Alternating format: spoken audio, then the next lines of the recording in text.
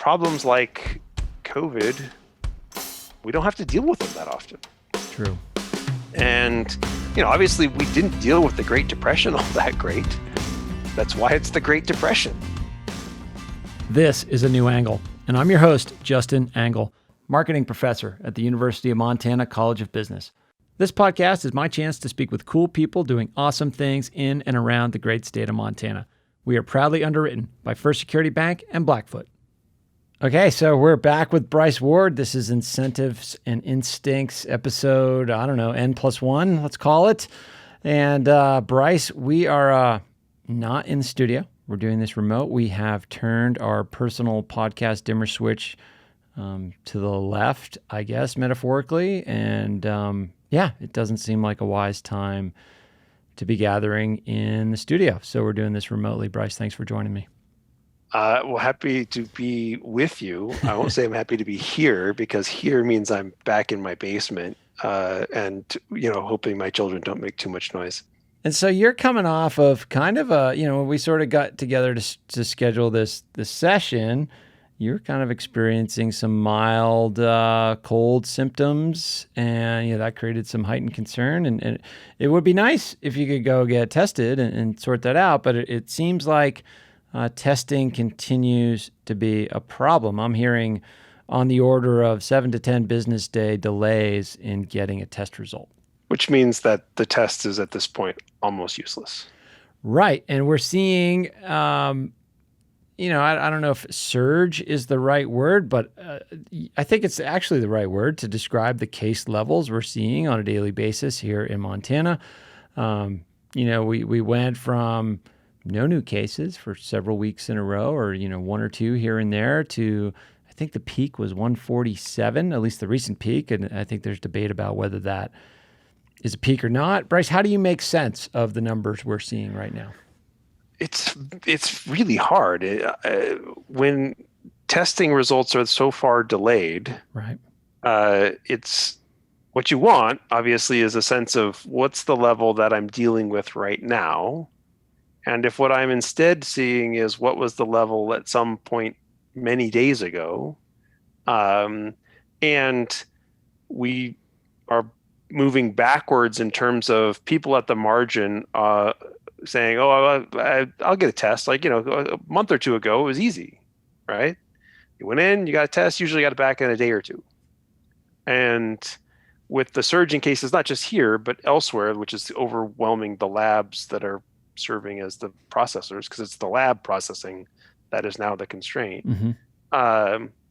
How many cases are we not capturing because we're not testing the right people?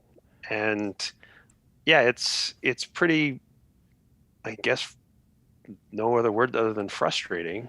And we're basically almost at the same testing regime we were in March.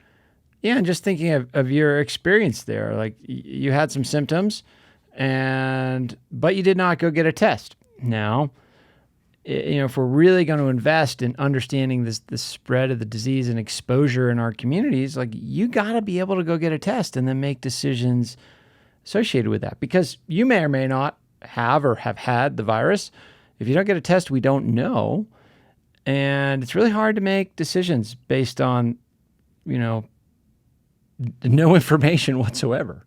Yeah, particularly when your symptoms are super mild. Yeah. Right? And we know that that's where a lot of spread comes from, mm-hmm. right? But like in my case, I have a hint of a cough that I didn't have before, right? And it could be any number of things. And so, I chose to isolate myself for 3 days. But after that, the cough was gone, and maybe I have COVID, or maybe but I was like, look, at this point, I literally feel normal. Like, right. There is literally nothing, no symptom at all. And you're like, well, am I supposed to continue to make my wife deal with my children by herself? Am I supposed to continue just to sit in the basement?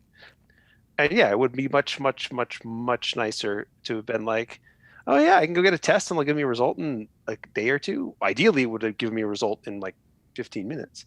Then in that case, absolutely, I would go get tested. Sure. But when you're like, well, am I going to go the hassle of getting tested for them to tell me that, well, we'll have your results in 2 weeks. No, that doesn't work. That's just, I mean, if I have a fever and I have more symptoms, then sure. But like, when you're like, the odds are this is nothing. I'm gonna, like a lot of people, and maybe I'm being irresponsible, but like, we're putting people in situations which we shouldn't be putting people in situations in, because the choices are too extreme relative to what it's easy to stay home when you're sick. Yeah. Right. It's like, I already don't feel good and I don't want to do things.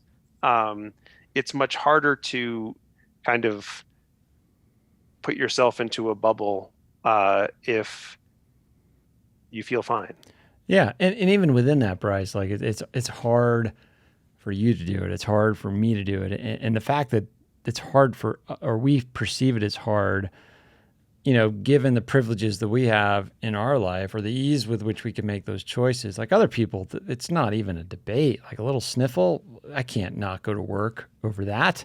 I can't drop everything, take a day off of work, go get swabbed.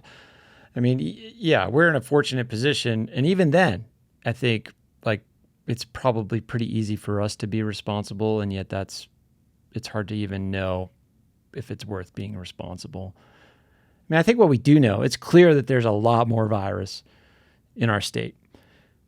We understand that it spreads. I mean, in certain ways, these clusters have tended to emerge. We saw that retirement home in Billings, where there was sort of a hot spot. It also seems we know that masks make a difference, that outside makes a difference, and we're seeing some promising data about how the disease manifests in children. Children sort of tend to be less likely to spread the virus through coughing and sneezing and things like that. It manifests more of an inflammatory, agitated state. And so that could point to some promising ideas about schools, et cetera. We'll get to that in a moment. So we do know a few things, but like you said, without a reliable and robust testing regime, we really can't understand the trajectory, if it's growing, if it's going away, if it's peaked or not. And that seems to be a really big problem, knowing we have more and not knowing quite how to understand that growth. Yeah, I mean, it's the whole vision. Until you get to some point where you have effective treatment or vaccine is, look, it's a virus. Mm-hmm. Viruses spread from human to human. And so I can either not interact with any humans, or we can find the humans that have it and keep them from interacting with them. And if I can't find the humans that have it, we can't execute the vision. And we have to go back into, well, I guess I got to assume that any person I interact with is likely to be carrying this. And, that puts us all back into restricting our activity and, both our economic activity and our social activities in ways that ideally we wouldn't have to at this point. Mm-hmm. Yeah, we should be through it. We're not. If you looked at the numbers of, the numbers around the disease in the state, we made the decisions to shelter in place and to shut things down back in March. We're well past those levels. Oh, massively past those levels. The mask order at the county and state level seems useful. I see people abiding by it in our community, and that's reassuring. I mean, we've talked about the social signal that a mask sends, whether or not it's effective. I mean, there's studies going on that indicate that there's a good efficacy with masks, but beyond that, it just sends a signal that, hey, I care about other people in my community, and I'm a responsible citizen, and sort of it's a great norm in a lot of ways, and I'm seeing it abided by a lot in Missoula, which is reassuring. Yeah, certainly we have ample evidence that masks appear to be quite effective, and hopefully we will start seeing the benefits of that over the next few weeks. Mm-hmm. And I also appreciate the social signal of, hey, I care about you. Yeah, exactly. Right? Yeah.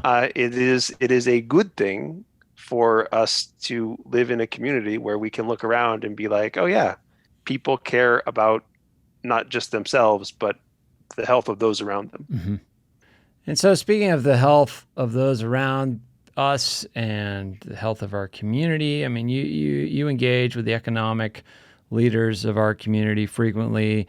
We're recording here, sort of approaching the tail end of July. A lot of the programs in the CARES Act are set to expire at the end of July, and there doesn't seem like much action is taking place in the Senate at the federal level to address that in any way and sort of think about what's next.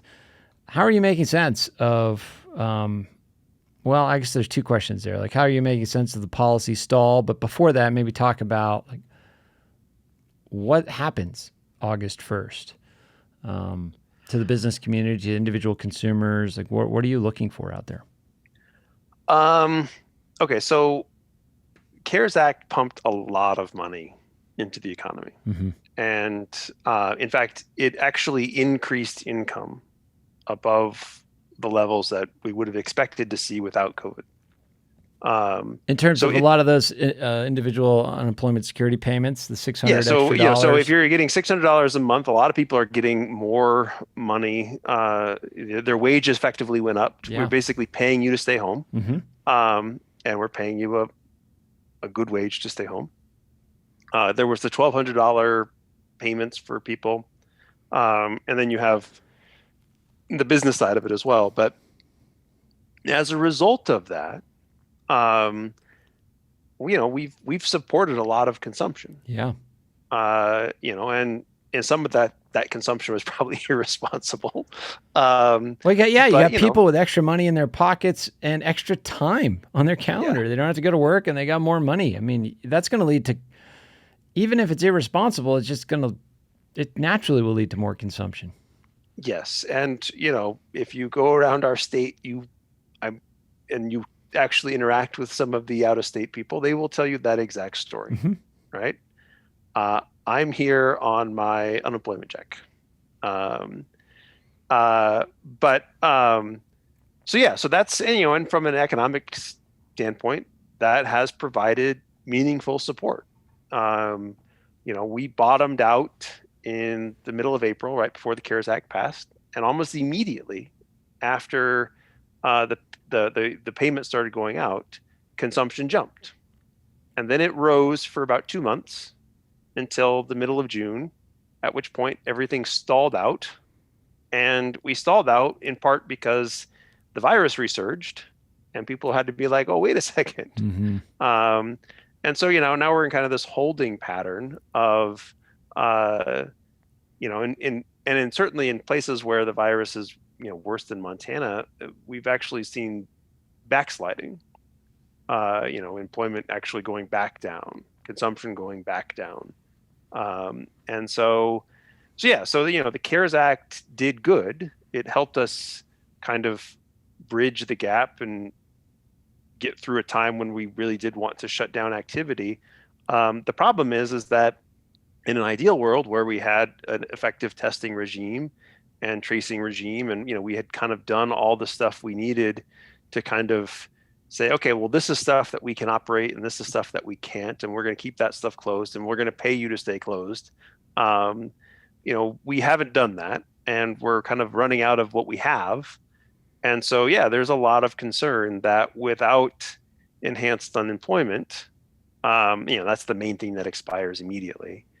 But PPP loans start to run out as well, although you can extend those a little bit. But, you're going to see more consumption-related issues, right? So you're going to have more people that aren't going to be able to pay their rent or their mortgage, or they'll start scaling back on other forms of consumption, and then that will start rippling through the economy and add up to us being much worse off, they say, by the end of the year than we would be if we continued some sort of support to kind of essentially we're paying people not to interact with others. Yep. Right. That's what we're doing. Right.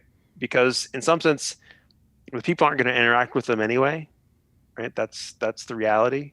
Right. Is a lot of face-to-face service businesses there's limited demand for what they're selling currently. Not as bad as it was in April, but there's definitely plenty of people that are like, yeah, I'm not going to go get on an airplane right now, or I'm not going to go sit in a restaurant right now, or I'm not going to go to a concert or whatever it is. And that's a big chunk of the economy. And when you take a big chunk of the economy, you say it's not viable anymore, you're going to have a problem in other parts of the economy because it's all linked together. And so we're seeing, as you said, we're seeing signs of kind of declining employment and declining consumption already. And then these programs run out. And my understanding, the House has passed some things, but the Senate is nowhere, hasn't even taken up debate. Doesn't seem likely that something gets shoved through at the end. Like it doesn't seem likely, like with the budget, how they pass these continuing resolutions at the last hour. I'm not seeing much action there, and there's, from a political strategy standpoint, it's unclear to me if that's wise or not. I mean, that's a bigger question that's harder to navigate. But yeah, how are you making sense of state of play in Washington right now? Well, I mean, the Senate's going to do something. Okay. What remains to be seen, and how long it will take remains to be seen. And so, yeah, I mean, I something will get done. I feel pretty comfortable that something will get done. Mm-hmm. But how good or effective will it be? And all that is truly, I mean, I started to see a few hints of what people think might get done in terms of, the negotiating positions. So I'm hopeful that there will be some level of support to kind of keep us from doing long-term damage. But I don't know how much. I don't know who will get it and whether it will go to the people that we need to provide it to keep things afloat. But so that all remains to be seen. So, But something will get done. yeah, I mean, so let's kind of pivot the conversation. I mean, when we started this Incentives and Instincts series, I mean, we sort of started with the framing of, hey, there's a lot of things going well in our economy and our society, but it does we do have this kind of persistent sense that something is deeply wrong. And we've been, COVID notwithstanding, had been starting an exploration of various dimensions of this: wealth inequality, material insecurity, healthcare, political polarization, and burnout and things like that. And we sit here, we just talked about testing. We just talked about kind of the state of policy right now. And it seems pretty clear that we're at a moment where we've gotten to a place where our government can't solve problems. Like, as a country, we're not good at solving problems. And that's concerning on a bunch of different levels. And you wonder, how did we get here? How do we get to a place where, an issue like masks is instantly polarized and politicized? How do we get to a place where all of these kind of decisions toward polarization or incentives toward inaction exist? It's a big question. I don't really have strong intuitions or sense or understanding of data to have a unified theory of what's happening here. Bryce, how are you making sense of this moment?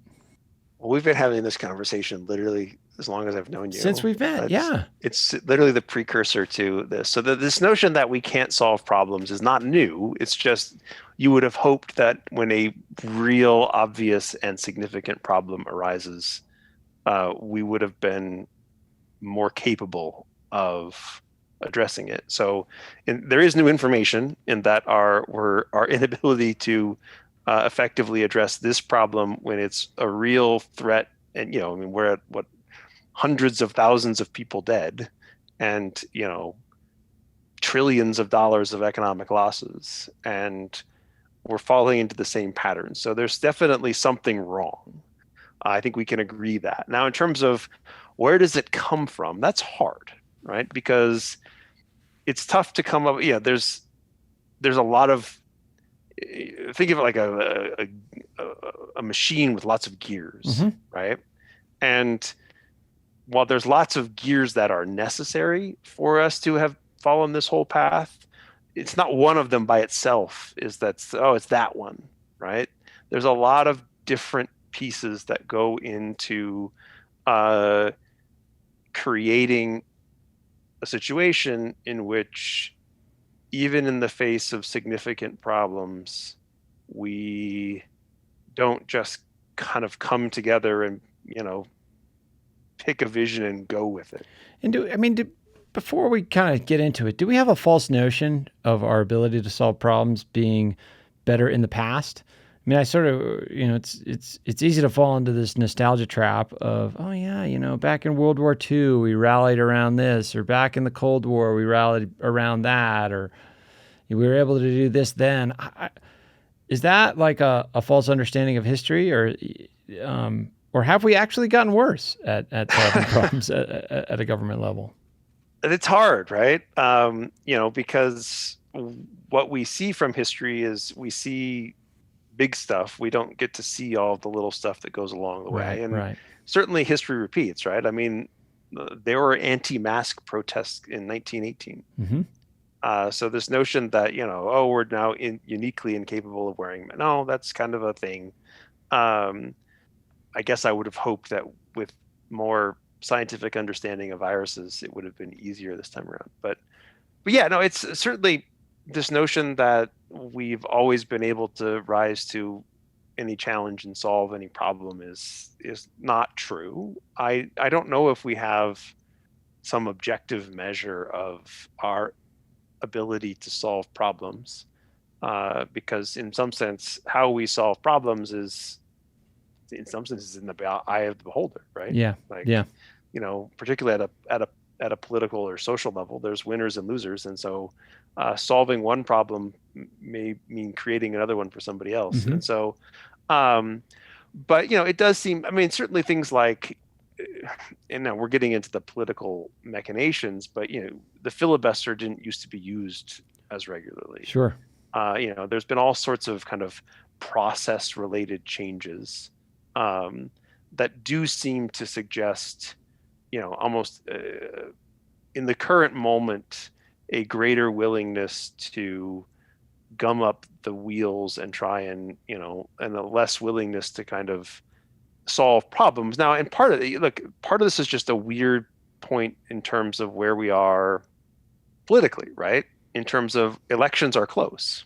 Right? That's one of the gears that goes into this, right? When control of the House or the Senate is not really an issue, right? Which for decades, right, parties have controlled the legislature, or the presidency for longer periods, although that tends to be less, right? So when elections aren't close, well, then you don't have to mobilize as much. Mm-hmm. And so there is some of that's part of this as well. And you can take more chances with policy and that's right. And visions you put out there as a candidate. So, in some sense, the fact that we have close elections means that we're maybe less capable of solving problems. A New Angle is brought to you by First Security Bank and Blackfoot, two cool companies doing awesome things all over Montana. Hi, this is Aspen Runkle. I'm a graduate student at the College of Business and a marketing intern for the podcast, and you're listening to A New Angle. But, it's also hard because problems like COVID, we don't have to deal with them that often. True. And, obviously we didn't deal with the Great Depression all that great. That's why it's the Great Depression. And so, and obviously, when you have world wars, when things escalate to the level of a world war, now we resolved those problems, but the fact that we ended up in those problems also is suggestive that, look, there's always going to be problems, right? I guess, and so maybe we shouldn't frame it that way. Maybe we shouldn't try and frame it as, why are we so bad? And as if, we don't need to use the frame of history. We don't need history to know that we're not doing well right now. Right. right? I don't need to say, I imagine that my grandparents would have done a better job. Maybe they would have, maybe they wouldn't have. It doesn't really matter. What matters is that we're not doing a good job right now. And so we should just kind of stick with, look, do we have problems currently? Yes. Are we making progress in solving those problems? Pretty much no. Mm-hmm. Right? I mean, in the last decade, have we addressed a major problem in this country? It doesn't feel like it. I think that it depends on your unit of analysis or where you focus, right? I mean, you could say like, oh yeah, Democrats got through the Affordable Care Act, so they're advancing, solution to healthcare.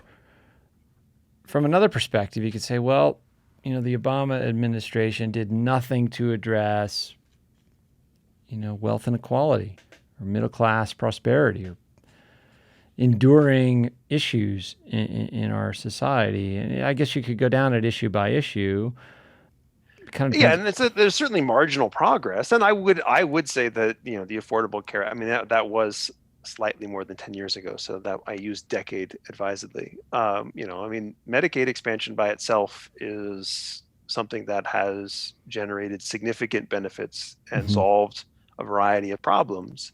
But, our ability to address many other of the kind of significant problems, right? Again, Congress passes laws to deal with, the opioid crisis or to deal with, some other little thing, so that's certainly happened, and they certainly have funded the programs. And so all that kind of stuff continues to happen. But in terms of, if you think of the significant issues that kind of remain real threats to people's well-being, healthcare shocks are still a thing. Climate change is still a thing. Material insecurity and, for lack of a better term, just fear. Yep. Right? There is a lot of fear in our society. And, again, other than we reduced some of the fear related to healthcare with the Affordable Care Act, I'm just not sure how much we've managed to really address the things that people are afraid of. I guess crime continued to go down, although it kind of has flatlined a little bit. But and we could throw in there, fear around discrimination, police violence. A lot of people still have fear for their physical safety from the state, and that's a problem that you could argue we've made incremental progress on and so forth, but it's still a real problem. And I think too, like part of this is there is political debate around what is a problem, right? And like right now, I think that there's a view of the world that COVID-19 is not a problem, that it's either a hoax or that it will go away. The hoax theory seems pretty darn marginal. But the theory that it's just a cold and it'll go away and not a big deal, that seems pretty persistent in some corners of the population. So there is this like political dynamic around acknowledging that something's a problem, and then within that, if you acknowledge it's a problem, like is it a problem worth solving? Exactly, and that's part of this complicated machine, right? And it's one of the the more insidious parts of the machine is when something is inconvenient for my political tribe, I will undermine the notion that it's a problem, right? And again, like I would have thought that, hundreds of thousands of people have died. That's clearly a problem, right?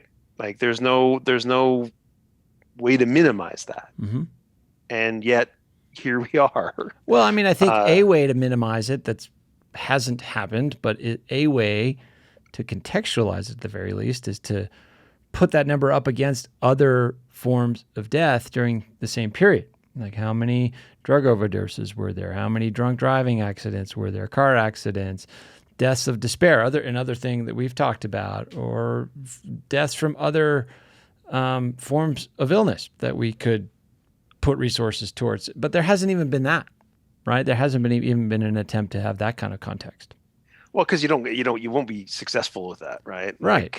Like, COVID is, I mean, at various points has been the third leading cause of death. It might have even gone above third.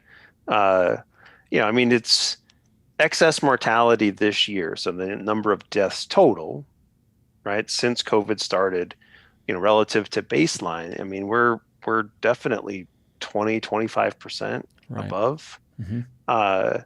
You can't, I guess one can try to minimize or try and say that, we should sacrifice people for the sake of the economy and whatever it is. But that feels icky. And it's not to say that, there aren't trade-offs. There's always going to be trade-offs. But this is not a cold. This is not the flu. This is a very serious illness that has pretty adverse effects on a large share of the people who get it. And by large share, I mean that's maybe a few percent. Mm-hmm. But relative to most, the cold or the flu, where people die from those things. But it is many times lower percentages than we are currently dealing with COVID. So it's very difficult for me to get to a space where, and this is frequently when we have political discussions on all sorts of topics in this country. I struggle when we can't get past the descriptive phase. Mm-hmm. Right? It's one thing to disagree on the solution to the problem, or where the problem ranks in terms of priorities. But when the problem doesn't exist, right? Don't believe your lying eyes, the gaslighting of, that's not a problem. Like, that's definitely for me one of the great problems of our current system is we can't even get to the point of having the debate that we really need to have, right? Which is, I don't like your solution to this problem, or I agree that this is a problem, but if we do that, then we can't do this other thing, which Right. I think is a bigger problem, right? Those are real debates. Those are the debates that we should be having collectively as a society.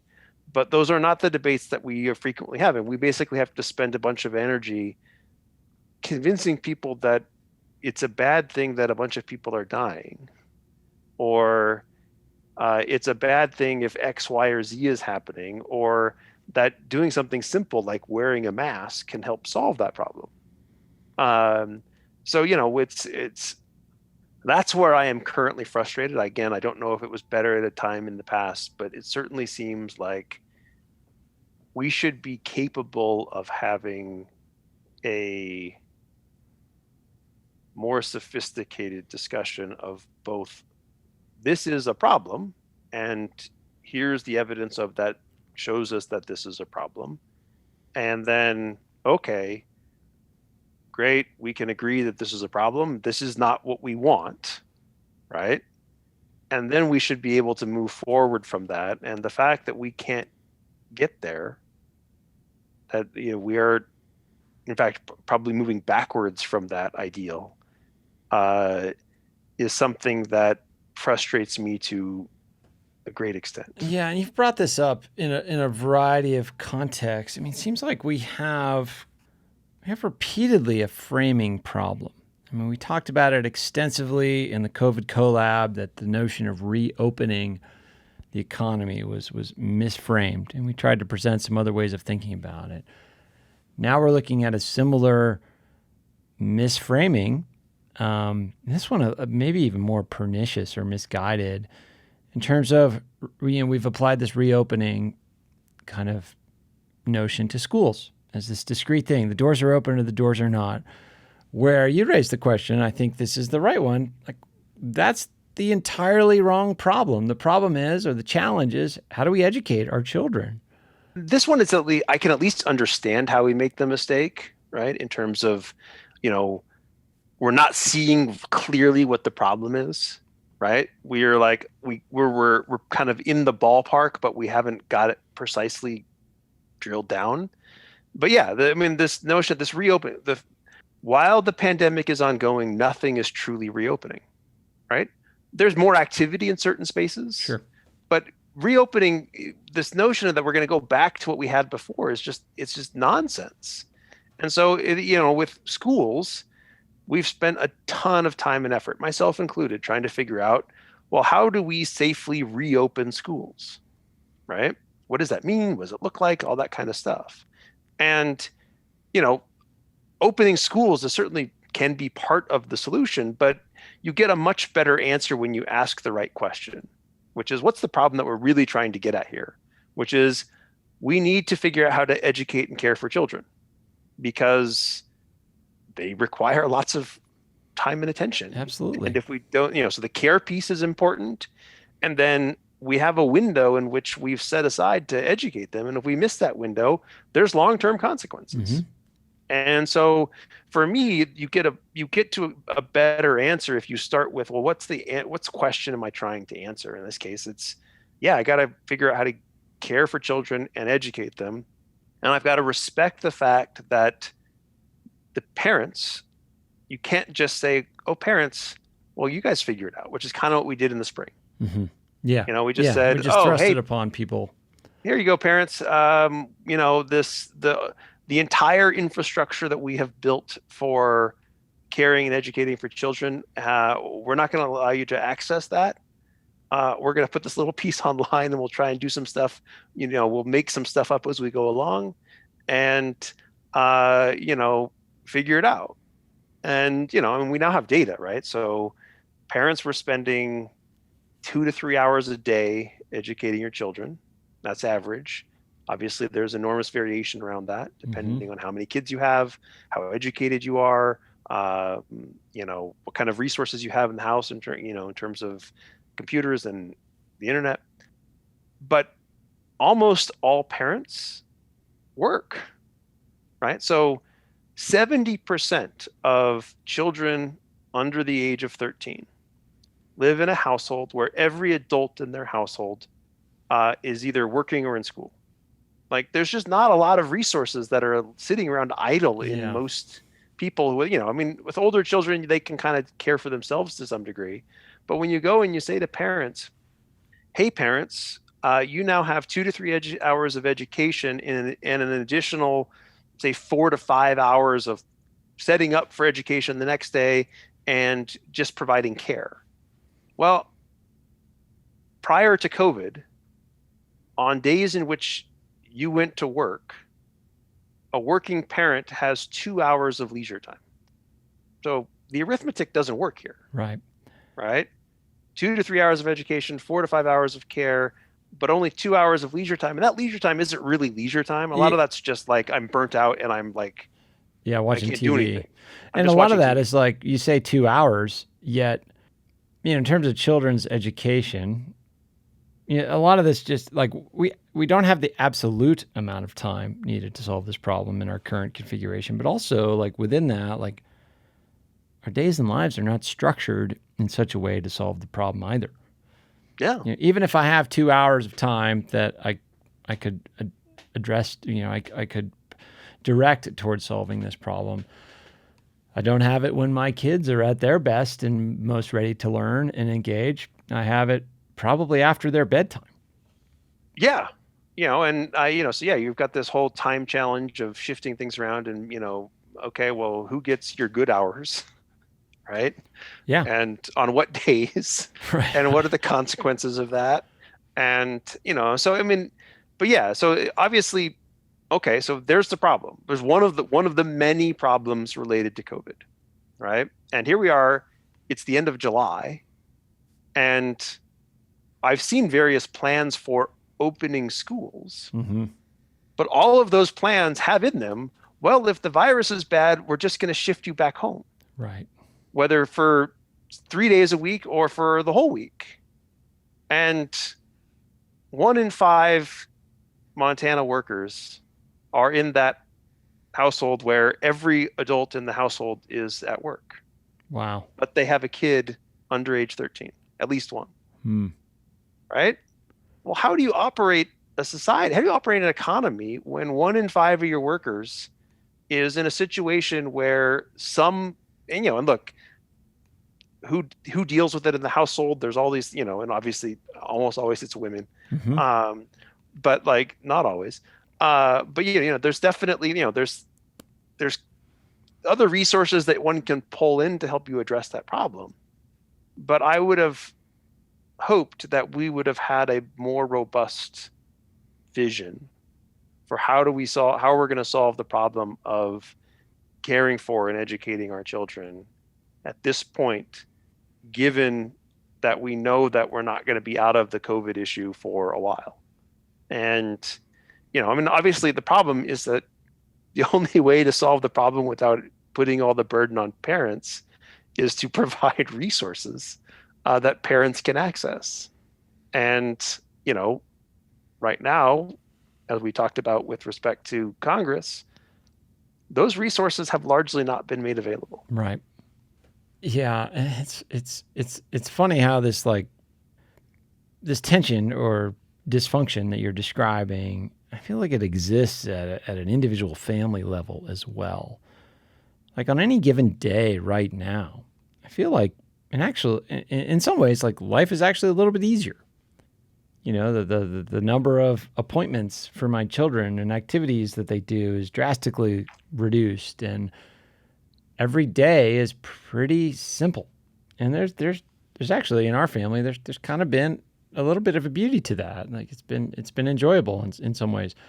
So I feel like any given day is relatively easy to execute on. But I can't plan more than like 6 hours out in my life because of that uncertainty. And, it's sort of, even that sort of, that framing that I just laid out there is kind of ignoring this looming situation with education, like we discussed. I mean, we're sort of in this world where, okay, what's Missoula going to look like when and if kids go back to school, when and if students come back to campus, when and if Missoula becomes a hotspot because there's an outbreak on the football team, for example. What happens here? What happens if, the kids are fine, but the teachers are sick or something like that? Like there's all these scenarios that I feel like we're not, it's almost an impossible planning challenge in some ways.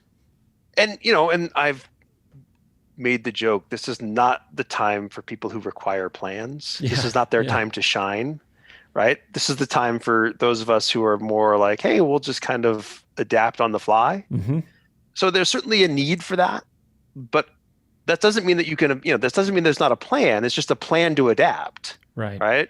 And the plan to adapt usually entails making sure that you have a wide variety of resources that you've identified that you can tap into, so that, essentially it's like a cooking show, right? Where you just want to know that there's lots of stuff in the pantry. Yeah. Right? Because you don't know what challenge they're going to throw at you today, but you got to basically have a bunch of people who have a good ability to solve problems with the resources available on the fly. This is their moment to shine. Those are the people that we need to shine in this moment. And, it's a struggle because our society, because we do exist in a relatively stable society, right? We have not selected based on that trait, right? Lots of people who are, in important positions, or lots of people who are, just in general thriving in our society are very much, I want a detailed plan type people. And they're frequently very vocal about the fact that they don't get a detailed plan and how much they don't like the fact that there's not a detailed plan.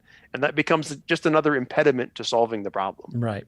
But yeah, I mean, look, like I also enjoy the, what I'll call the simpler life with my children.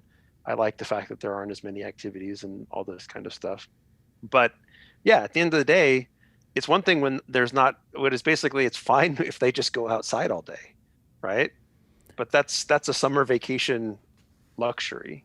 And once the weather turns and once we're supposed to, we know that we have to educate them at some point, then things will become much more challenging. Yeah. Because it's a lot harder to deal with your children when you're basically they're not just saying, see you later, we're going outside. And you're like, all right, I'll see you at lunchtime. Yeah, exactly. Lunchtime versus, and then bedtime. And I mean, there's beauty to that, but you're right. Like, we're kind of kicking the can down the road. Yeah, quite literally. If it's cold and rainy and they're inside my house, there will be problems. There's already problems when they're outside, but like there will be many more problems that will require much more interruption of my day. And I mean, and some of that's just the educational piece, but like even just in the care piece, right? The part of the day where I'm not trying to actively educate you, right? I'm here kind of to keep you safe and keep you out of trouble. The disadvantage of having 3 children is that the probability that any 2 of them end up in a fight at any given point in time when they're in each other's space, those of us who have siblings or have kids, what those odds are. Yeah. They're not a winning proposition. They are not a winning proposition. Speaking of winning propositions, we have not had a lot of positivity in this podcast, but maybe we've won the competition of most pessimistic podcast, and at least in our series. It's probably a good spot to end it, Bryce. Yeah, the weather's great. Summer in Montana.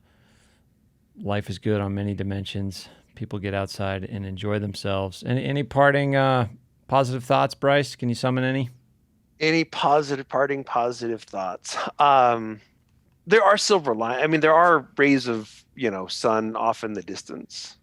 This testing fiasco that we talked about earlier, I saw some rumblings earlier that suggest that at some point in the fall, we may have widespread rapid testing available, which would be again, going back to being able to execute that vision of identify and isolate. It's a whole lot easier if there's a test that we all have at our house that we spit on a piece of paper and stick it in this little thing, and it tells us whether it thinks we're positive in 15 minutes. That's a much better world to live in, right? And then obviously the second thing is that we now have, I think, 2 separate vaccines that have suggested that they produce an immune response. So they'll be moving into the final phase, which is we'll give it to people and see if it actually works. Nice. And so those 2 things are, they suggest that this is temporary, right?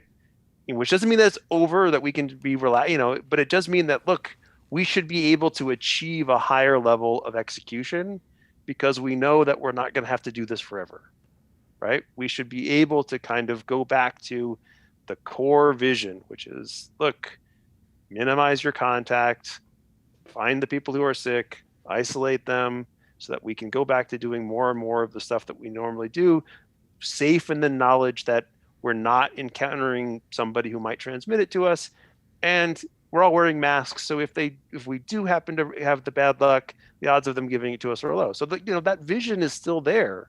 I'm pretty sure we talked about this on the very first COVID podcast several times. Yep. And it's still just sitting out there, and all we really have to do is care about each other enough and have somebody make sure that the resources are available so that we can execute that vision. Because it's not that hard, particularly if I know that at some point within a reasonable time frame, we're going to get more resources to help us do a better job.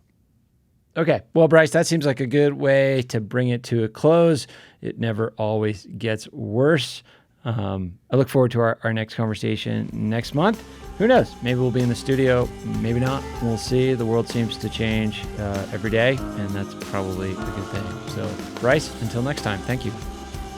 Thanks, Justin. Thanks for listening to A New Angle. We really appreciate it. And we're coming to you from Studio 49, a gift from University of Montana alums Michelle and Lauren Hansen. And remember that A New Angle is supported by CED, Consolidated Electrical Distributors. These guys pretty much sell anything electrical you would ever need, but they also hire a ton of our students. If you want to learn more about jobs at CED, visit cedcareers.com. Before we go, I want to thank some important peeps. Our awesome interns, Aspen Runkle and Max Gibson. Jeff Ament, John Wicks, and VTO for the tunes. And finally, props to Jeff Meese, our master of all things sound. Finally, if you have any questions, suggestions, comments, insults, whatever, please email me at anewangle@umontana.edu. Help us spread the word, and be sure to use the hashtag #anewangle when you do. Thanks a lot, and see you next time.